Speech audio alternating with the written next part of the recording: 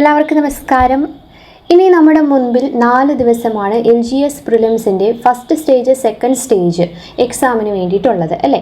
അപ്പോൾ ആ 4 ദിവസങ്ങളിൽ നമ്മൾ കൂടുതലായിട്ട് പഠിക്കുന്നത് പ്രീവിയസ് ഇയർ ക്വസ്റ്റ്യൻസ് ആയിരിക്കും. 20 ഡേയ്സിലെ MCQ ക്വസ്റ്റ്യൻസ് എല്ലാവർക്കും യൂസ്ഫുൾ ആണെന്ന് കരുതുന്നു. കാണാത്തവരുണ്ടെങ്കിൽ അത് കാണാം. ഇന്ന് മുതൽ നമ്മൾ പ്രീവിയസ് ഇയർ ക്വസ്റ്റ്യൻ ആണ് നോക്കുന്നത്. 2025 നടന്ന 10th ലെവൽ പ്രിലിംസിൻ്റെ ക്വസ്റ്റ്യൻസും അതിൻ്റെ അനുബന്ധ കാര്യങ്ങളുമാണ് നോക്കുന്നത്. ഓക്കെ, അപ്പോൾ നേരെ ക്ലാസ്സിലേക്ക് പോവാം. ഒന്നാമത്തെ ചോദ്യം, വൈകുണ്ഠസ്വാമികളെ സംബന്ധിച്ച് താഴെ പറയുന്ന പ്രസ്താവനകളിൽ ശരിയായവ കണ്ടെത്തുക. ഓക്കെ, ശരിയായവ. 1908 തിരുവനന്തപുരം ജില്ലയിലെ കൊല്ലൂർ ഗ്രാമത്തിൽ ജനിച്ചു. അദ്ദേഹത്തിന്റെ വിശ്വാസ സംഹിത അയ്യാവഴി എന്നറിയപ്പെടുന്നു. അരുൾ നൂൽ അദ്ദേഹത്തിന്റെ രചനയാണ്. കണ്ണാടി പ്രതിഷ്ഠ നടത്തി. നമ്മളോട് ചോദിച്ചിട്ടുള്ളത് ശരിയായതാണ്. ഏതൊക്കെയാണ് ശരിയായിട്ടുള്ളത്? ശരിയായിട്ടുള്ളത് ഏതൊക്കെയാണ്? ഒന്നാമത്തെ ശരിയാണോ? അല്ല. കാരണം 1908 1809 അല്ലേ. എവിടെ? കന്യാകുമാരി ജില്ലയിലെ സ്വാമിത്തോപ്പ് അല്ലേ, അവിടെയാണ് അദ്ദേഹം ജനിച്ചത്. 1809. അപ്പം അതുകൊണ്ട് അത് തെറ്റാണ്.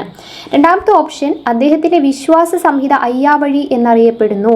ശരിയല്ലേ? ശരിയാണ്. വൈകുണ്ഠസ്വാമികളുടെ വിശ്വാസ സംഹിത അയ്യാവഴി എന്നറിയപ്പെടുന്നു. അത് ശരിയാണ്. അരുൾ നൂൽ അദ്ദേഹത്തിൻ്റെ രചനയാണ്. അതും ശരിയാണ്. പ്രധാന കൃതികളിലൊന്നാണ് അരുൾ നൂൽ. ദെൻ കണ്ണാടി പ്രതിഷ്ഠ നടത്തി. ശരിയാണ്. ഇന്ത്യയിൽ ആദ്യമായി കണ്ണാടി പ്രതിഷ്ഠ നടത്തിയത് ആരാണ്? വൈകുണ്ഠസ്വാമികളാണ്. 1836 അല്ലേ. അപ്പം അതും ശരിയാണ്. ആൻസർ വരുന്നത് ഓപ്ഷൻ ബി. ഓക്കെ, അടുത്തത്, വയനാട്ടിൽ ബ്രിട്ടീഷുകാർക്കെതിരായി നടന്ന കുറിച്യ കലാപത്തെപ്പറ്റി താഴെ പറയുന്നവയിൽ തെറ്റായ പ്രസ്താവന ഏത്? അപ്പോൾ ഓരോ ക്വസ്റ്റ്യൻ പഠിക്കുമ്പോഴും ജസ്റ്റ് ക്വസ്റ്റ്യൻ ആൻസർ നോക്കാതെ എന്ത് ചെയ്യണം നമ്മൾ? ബാക്കി ഓപ്ഷൻസ് എന്തുകൊണ്ട് തെറ്റായി അല്ലെങ്കിൽ ശരിയായത് എന്തുകൊണ്ട് എന്നുള്ളത് മനസ്സിലാക്കുക. ഓക്കെ, തെറ്റായ ഓപ്ഷനാണ് ഇവിടെ നമ്മളോട് ചോദിച്ചിരിക്കുന്നത്. തെറ്റായ പ്രസ്താവന നമുക്ക് നോക്കാം. കലാപം നടന്നത് 1812 ശരിയാണോ? ശരിയാണല്ലേ. കലാപം നടന്നത് 1812 കലാപത്തെ അടിച്ചമർത്താൻ ബ്രിട്ടീഷുകാർ രാമനമ്പിയെ നിയോഗിച്ചത്. രാമനമ്പിയാണ് നിയോഗിച്ചത്. ആര്? ബ്രിട്ടീഷുകാർ. ശരിയാണോ അത്? അല്ല, തെറ്റാണല്ലേ. ബ്രിട്ടീഷുകാർക്കെതിരെ കുറിച്യ കലാപത്തിന് നേതൃത്വം നൽകിയ ആളാണ് ആര്? രാമനമ്പി. അല്ലാതെ അത് അടിച്ചമർത്താൻ വേണ്ടി ബ്രിട്ടീഷുകാർ നിയോഗിച്ചതല്ല, നമുക്കതറിയാം. അപ്പം അതുകൊണ്ട് അത് തെറ്റാണ്. ദെൻ കലാപത്തിൻ്റെ പ്രധാന നേതാവായ പാലിയത്തച്ഛനെ ബ്രിട്ടീഷുകാർ വധിച്ചു. അത് ശരിയാണോ? പാലിയത്തച്ഛൻ എന്ന് പറയുന്നത് കൊച്ചിയിലെ കലാപങ്ങളുമായി ബന്ധപ്പെട്ട വ്യക്തിയാണ്. ഇവിടെ അദ്ദേഹത്തിന് ബന്ധമില്ല. അപ്പോൾ അതുകൊണ്ട് അതും തെറ്റാണ്. ഇനി നാലാമത്തെ ഓപ്ഷൻ, വട്ടത്തൊപ്പിക്കാരെ നാട്ടിൽ നിന്നും പുറത്താക്കുക എന്ന മുദ്രാവാക്യം കലാപകാരികൾ ഉയർത്തി. അത് ശരിയാണ്. ഇതിൽ ആൻസർ വരുന്നത് തെറ്റായ പ്രസ്താവനയാണ് ചോദിച്ചിട്ടുള്ള ആൻസർ വരുന്നത് സി. 2, 3 മാത്രമാണ് തെറ്റായിട്ടുള്ളത്. അടുത്ത ചോദ്യം, 2024 സാഹിത്യത്തിനുള്ള നോബൽ സമ്മാനം ലഭിച്ച ഹാൻ കാങ്ങിനെ കുറിച്ചുള്ള താഴെ പറയുന്ന പ്രസ്താവനകളിൽ ശരിയായതേത്? ഏതാണ്? സാഹിത്യത്തിനുള്ള നോബൽ സമ്മാനം ലഭിച്ചതാണ് കേട്ടോ. നോക്കാം. സാഹിത്യ നോബൽ ലഭിക്കുന്ന ആദ്യത്തെ ദക്ഷിണ കൊറിയൻ സ്വദേശിയാണ്. സാഹിത്യ നോബൽ നേടുന്ന ആദ്യ ദക്ഷിണ കൊറിയൻ സ്വദേശിയാണ്. ശരിയാണോ? അതെ, ദക്ഷിണ കൊറിയൻ സ്വദേശിയാണ്. സാഹിത്യ നോബൽ നേടുന്ന ആദ്യ ഏഷ്യൻ വനിതയുമാണ്. അതും ശരിയാണ്. ദി വെജിറ്റേറിയൻ എന്ന നോവലിന് മാൻ ബുക്കർ പുരസ്കാരം നേടി. ദി വെജിറ്റേറിയൻ അല്ലേ. അതെ, 2016 മാൻ ബുക്കർ അന്താരാഷ്ട്ര പുരസ്കാരം ലഭിച്ചിട്ടുണ്ടായിരുന്നു. ദി വൈറ്റ് ബുക്ക് അവരുടെ ആത്മകഥാപരമായ രചനയാണ്. The white book. അതും ശരിയാണ്. അപ്പോൾ 4 ഓപ്ഷനും ഇവിടെ ശരിയാണ്. അപ്പോൾ എന്താണ്? എല്ലാം ശരിയാണ് എന്നുള്ളതാണ് ചോദ്യം. അടുത്തത്, താഴെ പറയുന്നവയെ ശരിയായ ജോഡി കണ്ടെത്തുക. 1885 ഇന്ത്യൻ നാഷണൽ കോൺഗ്രസ് സ്ഥാപിച്ചു. 1907 സൂററ്റ് സമ്മേളനത്തിൽ കോൺഗ്രസിന്റെ പിളർപ്പ്. 1934 ഗാന്ധിജി കോൺഗ്രസ് പ്രസിഡന്റായി. 1929 ഇന്ത്യൻ നാഷണൽ കോൺഗ്രസിന്റെ ലാഹോർ സമ്മേളനം. നമ്മളോട് ചോദിച്ചിട്ടുള്ള ശരിയായ ജോഡിയാണ്. ഏതൊക്കെയാണ് ശരിയായിട്ടുള്ളത്? ഒന്നാമത്തെ ശരിയാണ്. 85 INC സ്ഥാപിച്ചു.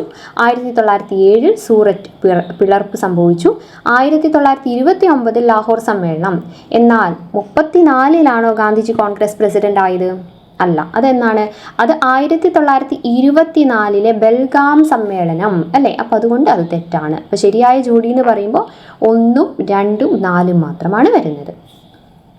അടുത്ത ചോദ്യം, 2024 നടന്ന ബ്രിക്സ് ഉച്ചകോടിയുമായി ബന്ധപ്പെട്ട് താഴെ കൊടുത്തിരിക്കുന്ന പ്രസ്താവനകളിൽ ശരിയായതേത്? ബ്രിക്സ് ഉച്ചകോടി കേട്ടോ. നോക്കി, 16ാം ഉച്ചകോടിയാണ് കസാനിൽ നടന്നത്. കസാൻ സ്ഥിതി ചെയ്യുന്നത് ചൈനയിലാണ്. ബ്രിക്സിന്റെ ആസ്ഥാനം ന്യൂഡൽഹിയിലാണ്. 2009 ബ്രിക്സ് രൂപം കൊണ്ടത്. ശരിയായതാണ് ചോദിച്ചിട്ടുള്ളത്. ഏതൊക്കെയാണ് ശരിയായിട്ടുള്ളത്? ഒന്നാമത്തെ ശരിയാണ്. റഷ്യയിലെ കസാനിൽ വെച്ചാണ് അത് നടന്നത്. ചൈനയിലല്ല. എവിടെയാണ് കസാൻ? റഷ്യയിലാണ്. അപ്പോൾ രണ്ടാമത്തെ തെറ്റാണ്. ബ്രിക്സിൻ്റെ ആസ്ഥാനം ന്യൂഡൽഹിയാന്ന് പറയുന്നു. ശരിയാണോ? അല്ല, ബ്രിക്സിൻ്റെ ആസ്ഥാനം എവിടെയാണ്? അതിന് പ്രത്യേക ഒരു ആസ്ഥാനമില്ല. ന്യൂ ഡെവലപ്മെൻറ്റ് ബാങ്കിൻ്റെ ആസ്ഥാനം എവിടെയാണ്? ഷാങ്ങായിലാണ് കേട്ടോ. ഓക്കെ. ദെൻ 2009 ബ്രിക്സ് രൂപം കൊണ്ടത്. അത് ശരിയാണോ? അത് ശരിയാണ്. അപ്പോൾ ഇതിൽ വരുമ്പോൾ 1 4 അല്ലേ, 1 4 മാത്രമാണ് ശരിയായിട്ടുള്ള. ഓപ്ഷൻ ഡി ആണ് വരുന്നത്. അടുത്ത ചോദ്യം, താഴെ കൊടുത്തിരിക്കുന്നവയിൽ നിന്നും ISROയുമായി ബന്ധമുള്ള ശരിയായ പ്രസ്താവന കണ്ടെത്തുക. ശരിയായത് കേട്ടോ. ISROയുമായിട്ട് ശരിയായിട്ടുള്ളത്. ISRO സ്ഥാപിതമായത് 1998 ശരിയാണോ? ശരിയായിട്ടുള്ളതാണ്. കണ്ടുപിടിക്കാൻ പറഞ്ഞിട്ടുള്ളതല്ല. 1969 ഓഗസ്റ്റിലാണല്ലേ. 1969 ഓഗസ്റ്റ് 15 ISRO സ്ഥാപിതമായത്. അപ്പോൾ ഒന്നാമത്തെ തെറ്റാണ്. ഇനി ഇതിൻ്റെ ആസ്ഥാനം കൽക്കത്തയിലെ അന്തരീക്ഷ ഭവനാണ് സ്ഥിതി ചെയ്യുക അല്ലേ. പക്ഷെ അത് എവിടെയാണ്? കൽക്കത്തയിലല്ല. എവിടെയാണ്? ബംഗളൂരുവിലാണ്. അപ്പോൾ അതും തെറ്റി. ഇനി മൂന്നാമത്, ഇതിൻ്റെ ആദ്യത്തെ ചെയർമാൻ വിക്രം സാരാഭായി ആയിരുന്നു. ശരിയാണോ? അത് ശരിയാണ്. വിക്രം സാരാഭായ് സ്പേസ് സെൻറ്റർ തിരുവനന്തപുരത്ത് സ്ഥിതി ചെയ്യുന്നുണ്ട്. VSSC അല്ലേ, നമുക്കറിയാം. അതും ശരിയാണ്. തിരുവനന്തപുരം തുമ്പയിലാണ്. അപ്പോൾ ശരിയായ പ്രസ്താവന ഏതൊക്കെയാണ് വരുന്നത്? 3 4 മാത്രം. ഓപ്ഷൻ ബി ആണ് വരുന്നത്. അടുത്ത ചോദ്യം, സ്വാതന്ത്ര്യ സമരകാലത്ത് മലബാറിൽ പ്രസിദ്ധീകരിച്ച അൽ അമീൻ പത്രവുമായി ബന്ധപ്പെട്ട് താഴെ കൊടുത്തിരിക്കുന്ന പ്രസ്താവനകളിൽ ശരിയേത്? ഓക്കെ, അൽ അമീനുമായി ബന്ധപ്പെട്ട് ശരിയായതാണ് ചോദിച്ചിരിക്കുന്നത്. ഒന്നാമത് എന്താണ് പറയുന്നത്?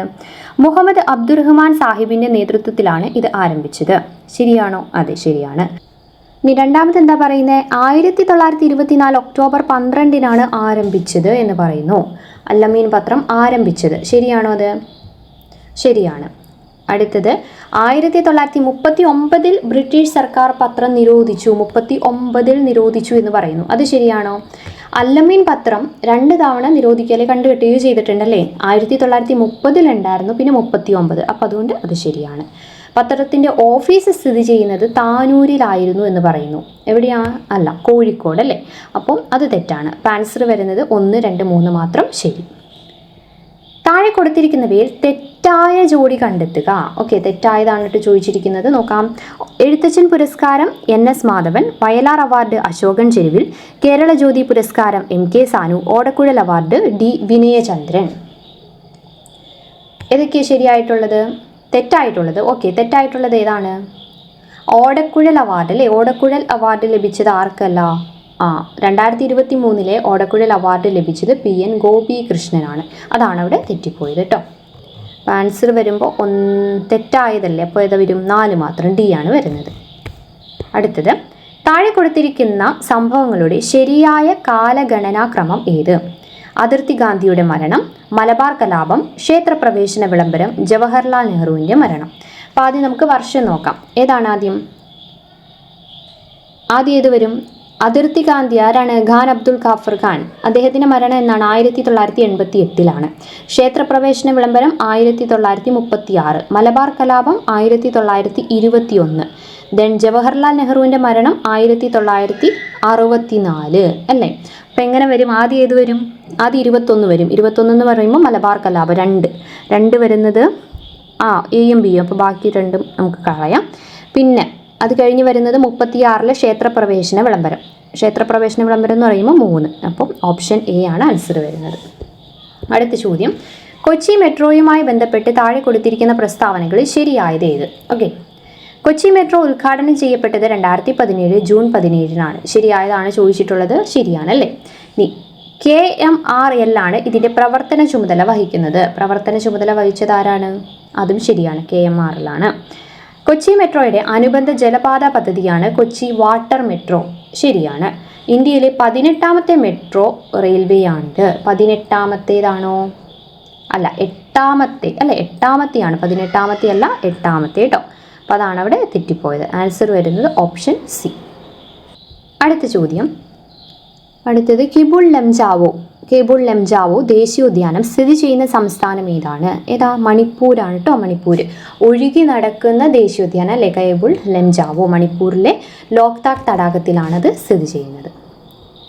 നഗര ഗാർഹിക അവശിഷ്ടങ്ങളിൽ നിന്നും വൈദ്യുതി ഉൽപ്പാദിപ്പിക്കുന്ന ഇന്ത്യയിലെ ആദ്യത്തെ അർബൻ വേസ്റ്റ് മാനേജ്മെന്റ് സംവിധാനം നടപ്പാക്കിയ നഗരം ഏതാണ്? അർബൻ വേസ്റ്റ് മാനേജ്മെന്റ് സംവിധാനം വഴി വൈദ്യുതി ഉൽപ്പാദിപ്പിക്കുന്നത് എവിടെയാണ് നടപ്പാക്കിയത്? എവിടെയാ? അഹമ്മദാബാദ് കേട്ടോ, അഹമ്മദാബാദിലാണ്. ഓക്കെ, ഗുജറാത്തിലെ അഹമ്മദാബാദ്. പിങ്ക് സിറ്റി എന്നറിയപ്പെടുന്നത് ഏതാ? Pink city Jaipur. ഓക്കെ, അറിയാലോ. അടുത്തത്, ജൂൺ മാസത്തിൽ തുടങ്ങി സെപ്റ്റംബർ മാസം വരെ നീണ്ടു നിൽക്കുന്ന ഇന്ത്യയിലെ കാർഷിക കാലം ഏതാണ്? ജൂൺ മുതൽ സെപ്റ്റംബർ വരെ ഖാരിഫാണ്. ഓപ്ഷൻ ഡി ഖാരിഫാണ് കേട്ടോ. നമ്മൾ എന്താണ് തെക്ക് പടിഞ്ഞാറൻ മൺസൂൺ കാലത്തല്ലേ, ആ ഒരു ഇതാണ് ഖാരിഫ് എന്ന് പറയുന്നത്. ദെൻ അവശിഷ്ട പർവ്വതങ്ങൾക്ക് അഥവാ റെസിഡ്യൂവൽ പർവ്വതത്തിന് ഉദാഹരണം ഏതാണ്? അവശിഷ്ട പർവ്വതം എന്ന് പറയുന്നത് ഏതാ ഇതിൽ? ആരവല്ലിയാണ് അല്ലേ? ഇന്ത്യയിലെ ഏറ്റവും പഴക്കം ചെന്ന പർവ്വത നിരയായ ആരവല്ലി ഒരു അവശിഷ്ട പർവ്വതത്തിന് മികച്ച ഉദാഹരണമാണ്. ക്രിസ്റ്റലൈൻ കായാന്തരിത ശിലകളിൽ നിന്നും ഘാതന ഫലമായി ഉണ്ടാകുന്ന മണ്ണിനം ഏതാണ്? അതായത് ക്രിസ്റ്റലൈൻ കായാന്തരിക ശിലകളിൽ നിന്നും ഉണ്ടാകുന്ന മണ്ണിനം ഏതാണ്? ക്രിസ്റ്റലൈൻ മെറ്റാമോർഫിക് റോക്സ് പൊടിഞ്ഞുണ്ടാകുന്ന മണ്ണാണ് ഇത്. ചുവപ്പ് മണ്ണ് അല്ലെ, റെഡ് സോയിൽ. ഓപ്ഷൻ ബി ആണ് വരുന്നത്. ഓക്കെ, ചുവപ്പ്, ഇരുമ്പിൻ്റെ സാന്നിധ്യം കാരണമാണ് അതിന് ചുവപ്പ് നിറം ലഭിക്കുന്നത്.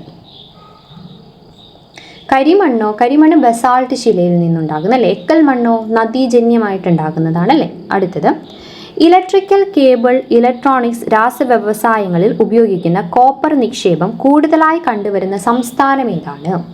എന്താണ് കോപ്പർ നിക്ഷേപം കൂടുതലായി കണ്ടുവരുന്ന സംസ്ഥാനം ഏതാണ്? ഏതാത്? മധ്യപ്രദേശാണ് കേട്ടോ, മധ്യപ്രദേശ്. ഓക്കെ, മധ്യപ്രദേശ്. അപ്പം ഖനികളൊക്കെ ഉണ്ടല്ലോ, അതൊക്കെ ഓർത്തിരിക്കാം. ദെൻ കൽക്കരിയുടെ ഉന്നതമായ വകഭേദം ഏതാ?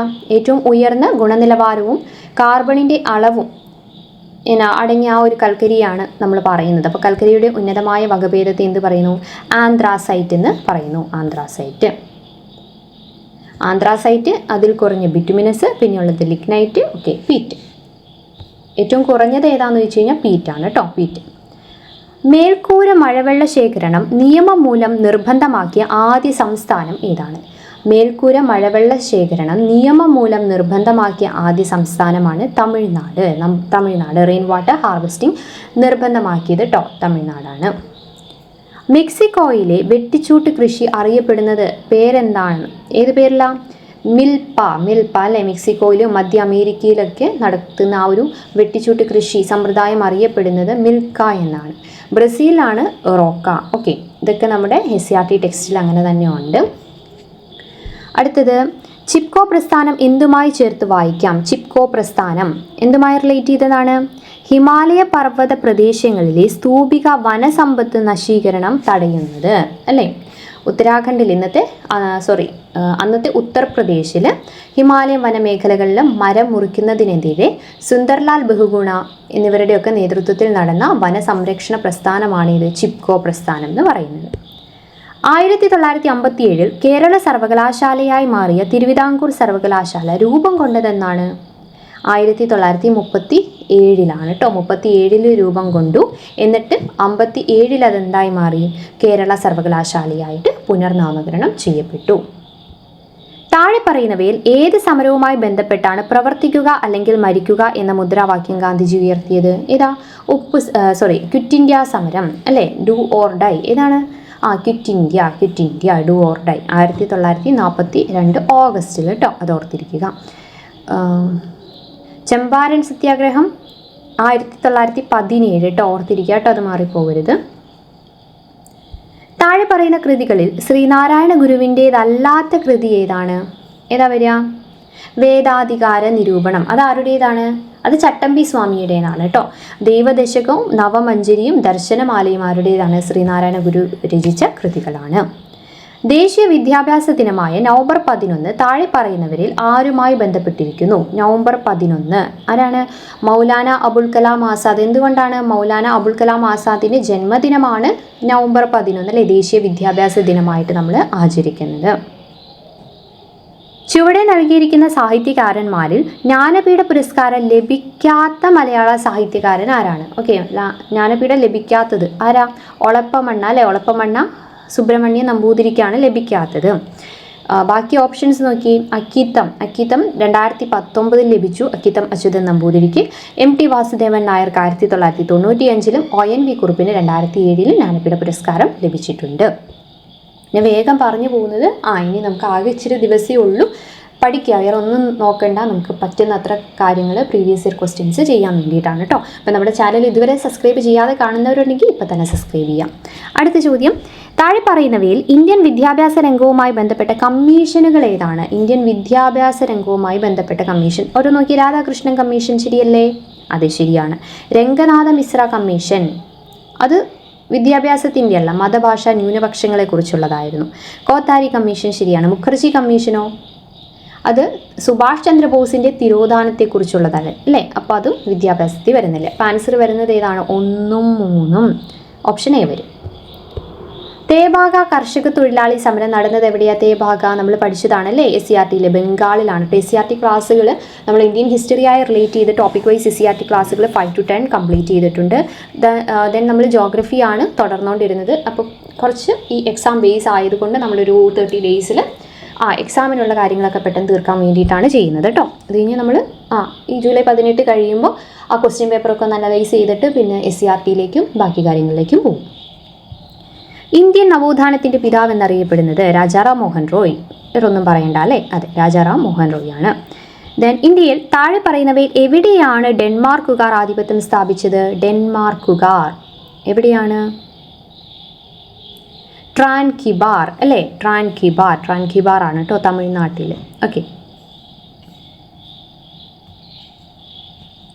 ഗോവ ആരുടെ ആയിരുന്നു? പോർച്ചുഗീസുകാരുടെ. പോണ്ടിച്ചേരിയും ചന്ദ്രനഗറും ആരുടെ ആയിരുന്നു? ഫ്രഞ്ചുകാരുടെ.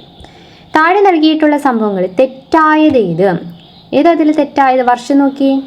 കുറിച്യ കലാപം നമ്മൾ ആദ്യം കണ്ടല്ലേ, 1810 1812 അല്ലേ? ബാക്കിയൊക്കെ ശരിയാണ്. കുണ്ടറ വിളംബരം 1809, കുളച്ചൽ യുദ്ധം 1741, ആറ്റിങ്ങൽ കലാപം 1721. അടുത്ത ചോദ്യം, മൗലിക ചുമതലകളുമായി ബന്ധപ്പെട്ട് താഴെ നൽകിയിരിക്കുന്ന പ്രസ്താവനകളിൽ ശരിയായവ ഏവ? 1950 നിലവിൽ വന്ന ഇന്ത്യൻ ഭരണഘടനയിൽ മൗലിക ചുമതലകളെക്കുറിച്ച് പരാമർശമില്ലായിരുന്നു. ശരിയാണല്ലേ? അന്നത് ഉണ്ടായില്ല. ദെൻ സർക്കാരിയ കമ്മീഷന്റെ ശുപാർശ പ്രകാരമാണ് മൗലിക ചുമതലകൾ കൂട്ടിച്ചേർത്തത്. സർക്കാരിയ കമ്മീഷനാണോ? അല്ല. ആരാണ്? സ്വരൺ സിംഗ് അല്ലേ? സ്വരൺ സിംഗ് കമ്മിറ്റിയുടെ ശുപാർശ പ്രകാരമാണ്. 1976 42ാം ഭരണഘടനാ ഭേദഗതിയിലൂടെ പൗരന്മാർ അനുവർത്തിക്കേണ്ട 10 ചുമതലകൾ കൂട്ടിച്ചേർത്തു. അത് ശരിയാണ്. ഓക്കെ, അപ്പോൾ ഇതിൽ ശരിയായത് ഏതൊക്കെയാണ്? 1ഉം 3ഉം. ഓപ്ഷൻ ബി ആണ് വരുന്നത്. അടുത്ത ചോദ്യം, ഇന്ത്യയുടെ ദേശീയ ഗീതവുമായി ബന്ധപ്പെട്ട് താഴെ പറയുന്നവയിൽ ശരിയായവ ഏവ? ദേശീയ ഗീതം കേട്ടോ, ബങ്കിം ചന്ദ്ര ചാറ്റർജിയാണ് എഴുതിയത്. അതെ അല്ലേ? വന്ദേ മാതരം എഴുതിയത്. ദെൻ ഹിന്ദി ഭാഷയിലാണ് രചിക്കപ്പെട്ടത്. ആണോ? വന്ദേ മാതരം ആദ്യം രചിക്കപ്പെട്ടത് സംസ്കൃത ഭാഷയിലാണ് അല്ലേ? ബംഗാളി ലിപിയിൽ, ഹിന്ദിയിലല്ല. Okay.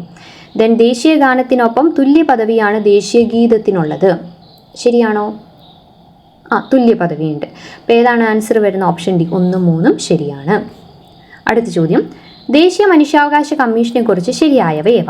1993 protection of human rights act പ്രകാരമാണ് നിലവിൽ വന്നത്. ശരിയാണോ അത്? അതെ, ശരിയാണ്. 1993 ഹ്യൂമൻ റൈറ്റ്സ് ആക്ട് പ്രകാരം നിലവിൽ വന്നു. ദെൻ ആദ്യ ചെയർമാൻ ജസ്റ്റിസ് രംഗനാഥ മിശ്രയായിരുന്നു. അതും ശരിയാണ്. 1993 ഡിസംബർ 10 ആദ്യ കമ്മീഷൻ നിലവിൽ വന്നു. ശരിയാണോ? അല്ല, ഡിസംബർ 10 എന്നാണ് വന്നത്? ഒക്ടോബർ 12 അല്ലേ വന്നത്? ഡിസംബർ 10 ലോക മനുഷ്യാവകാശ ദിനമാണ്, പക്ഷെ അന്നല്ല. 1993 ഒക്ടോബർ 12 ഇത് നിലവിൽ വന്നത്, ആദ്യ കമ്മീഷൻ നിലവിൽ വന്നത്. അപ്പോൾ അത് തെറ്റിപ്പോയി. ചെയർമാൻ്റെ കാലാവധി 3 വർഷം അല്ലെങ്കിൽ 70 വയസ്സാണ്. അതും ശരിയാണ്. ഓക്കെ, അപ്പോൾ ആൻസർ വരുന്ന ഓപ്ഷൻ ബി ആണ് കേട്ടോ. 1ഉം 2ഉം 4ഉം മാത്രം ശരി. അടുത്ത ചോദ്യം, 2024 കേരളപ്രഭ പുരസ്കാരത്തിന് അർഹരായവർ ആരൊക്കെ? 2024 ആരൊക്കെയായിരുന്നു? സോമനാഥും ഭുവനേശ്വരിയും. ഓക്കെ, കേരളപ്രഭ. സോമനാഥ് ആരാണ്? ISRO മുൻ ചെയർമാൻ ആയിരുന്നു. കാർഷിക മേഖലയിലെ അല്ലെങ്കിൽ സാമൂഹിക പ്രവർത്തകയാണ് ഭുവനേശ്വരി. ഇന്ത്യൻ ഭരണഘടന 25 മുതൽ 28 വരെയുള്ള വകുപ്പുകളിൽ ഉറപ്പു നൽകുന്ന മതസ്വാതന്ത്ര്യത്തിൽ ഉൾപ്പെടാത്തത് ഏതാണ്? മതസ്വാതന്ത്ര്യത്തിൽ ഉൾപ്പെടാത്ത നോക്കിയേ, ഇഷ്ടമുള്ള മതം സ്വീകരിക്കുന്നതിനും പ്രചരിപ്പിക്കുന്നതിനുമുള്ള അവകാശം ഉണ്ടല്ലേ. പിന്നെയോ മതസ്ഥാപനങ്ങൾ ഉണ്ടാക്കാനും സ്ഥാവര ജംഗമ വസ്തുക്കൾ ആർജിക്കുവാനുമുള്ള അവകാശം അതും ഉണ്ട്. ഗവൺമെന്റിന്റെ ഉടമസ്ഥതയിലും ധനസഹായത്തിലും പ്രവർത്തിക്കുന്ന വിദ്യാഭ്യാസ സ്ഥാപനങ്ങളിൽ മതബോധനം നടത്തുന്നത് നിരോധിക്കുന്നു അതും ശരിയാണ്. ന്യൂനപക്ഷങ്ങൾക്ക് സ്വന്തമായി വിദ്യാഭ്യാസ സ്ഥാപനങ്ങൾ സ്ഥാപിക്കുന്നതിനും നടത്തുന്നതിനുമുള്ള അവകാശം അത് തെറ്റാണ്. കാരണം ന്യൂനപക്ഷങ്ങൾക്ക് സ്വന്തമായി വിദ്യാഭ്യാസ സ്ഥാപനം സ്ഥാപിക്കാനുള്ള അവകാശം നൽകുന്നത് ഏതിലാണ്? 30-ലാണല്ലേ, വകുപ്പ് 30-ലാണത് പറയുന്നത്. ഈ 25 മുതൽ 28 വരെയുള്ള മതസ്വാതന്ത്ര്യ വകുപ്പുകളിൽ അതില്ല. അപ്പം അതാണ് അവിടെ തെറ്റിയത്. 2024 ബ്രിക്സ് സമ്മേളനം നടന്നത് എവിടെയാണ്? റഷ്യയിലാണല്ലേ. അതെ, റഷ്യയിലെ കസാനിൽ നമ്മൾ ആദ്യം കണ്ടു. കുറിച്യ ലഹളയുമായി ബന്ധപ്പെട്ട് ശരിയായ പ്രസ്താവന ഏതൊക്കെ? 1812-ലാണ് കുറിച്യ ലഹള ഉണ്ടായത്, ശരിയാണല്ലേ. ഇപ്പം എത്രാം തവണയാണ് നമ്മൾ കുറിച്യ ലഹള കാണുന്നത്? ഇനി വയനാട് ജില്ലയിലെ കുറിച്യ കുമ്പാര വിഭാഗത്തിൽപ്പെട്ടവരാണ് ലഹളയ്ക്ക് നേതൃത്വം നൽകിയത്, ശരിയാണോ? കുറിച്യരും കുറിച്യരല്ലാത്ത കുറിച്യ ഉപവിഭാഗങ്ങൾ കുറിച്യ സമുദായവുമാണ്. കുമ്പാര വിഭാഗം എന്ന് നൽകിയിരിക്കുന്നത് ശരിക്കും പറഞ്ഞാൽ തെറ്റാണ്. പ്രധാനമായിട്ടുള്ള നേതാവ് രാമനമ്പിയായിരുന്നു. ഓക്കെ, അത് ശരിയാണ്. Then British east India company മലബാറിൽ നടപ്പിലാക്കിയ ജനവിരുദ്ധ നികുതി നയങ്ങൾക്കെതിരെ നടത്തിയ ലഹളയാണ്, അതും ശരിയാണ്. കുറിച്യരും കുറുമ്പരുമായിരുന്നു ഉണ്ടായിരുന്നത് കേട്ടോ. അപ്പോൾ ആൻസർ വരുന്നത് PSCയുടെ ആൻസർ ഓപ്ഷൻ സി 1, 3, 4 ശരിയാണ്. അടുത്ത ചോദ്യം, കേരളത്തിലെ ആദ്യത്തെ വനിതാ മാസിക ഏതാണ്? കേരള സുഗുണബോധിനി അല്ലെ, സുഗുണബോധിനിയാണ് കേട്ടോ കേരളത്തിലെ ആദ്യം വനിതാ മാസിക. വിവരാവകാശ കമ്മീഷനുമായി ബന്ധപ്പെട്ട് വസ്തുതകളിൽ ശരിയായവ ഏവ? വിവരാവകാശ പ്രസ്ഥാനത്തിന്റെ പ്രവർത്തനങ്ങൾക്ക് തുടക്കം കുറിച്ചത് രാജസ്ഥാനിലാണ്, ശരിയാണ് അല്ലേ. അതെ, മസ്തൂർ കിസാൻ ശക്തി സംഘടൻ. ഓക്കെ, ദെൻ മസ്തൂർ കിസാൻ ശക്തി സംഘടന എന്ന സംഘടനയാണ് അതിന് നേതൃത്വം നൽകിയത്, അതും ശരിയാണ്. 2005 ഒക്ടോബർ 12 നിലവിൽ വന്നു, അതും ശരിയാണ്. അപ്പോൾ ഏതൊക്കെയാണ് ശരിയായിട്ടുള്ള 1, 2, 3 ശരിയാണ്. 40ാമത്തെ ചോദ്യം, 2024 ഉപതെരഞ്ഞെടുപ്പ് നടക്കുന്ന നിയമസഭാ മണ്ഡലങ്ങൾ ഏതൊക്കെയാണ്? പാലക്കാടും ചേലക്കരയുമായിരുന്നു കേട്ടോ. 2024 നവംബറിൽ കേരളത്തിലെ നിയമസഭയിലേക്ക് ഉപതെരഞ്ഞെടുപ്പ് നടന്ന മണ്ഡലങ്ങളായിരുന്നു പാലക്കാടും ചേലക്കരയും. ഓക്കെ, അപ്പോൾ നമ്മൾ 40 ക്വസ്റ്റ്യൻസ് നമ്മൾ പഠിച്ചു. ഇതിൻ്റെ ആയിരുന്നു നമ്മൾ പ്രീവിയസ് ഈ ഒരു ക്വസ്റ്റ്യൻ പേപ്പറിലെ ആയിരുന്നു മാത്സ് നമ്മൾ ഓൾറെഡി വർക്കൗട്ട് ചെയ്തിട്ടുണ്ടായിരുന്നത്. അപ്പോൾ ബാക്കി നമുക്ക് 40 അടുത്തൊരു വീഡിയോ ആയിട്ട് പഠിക്കാം. Okay, thank you.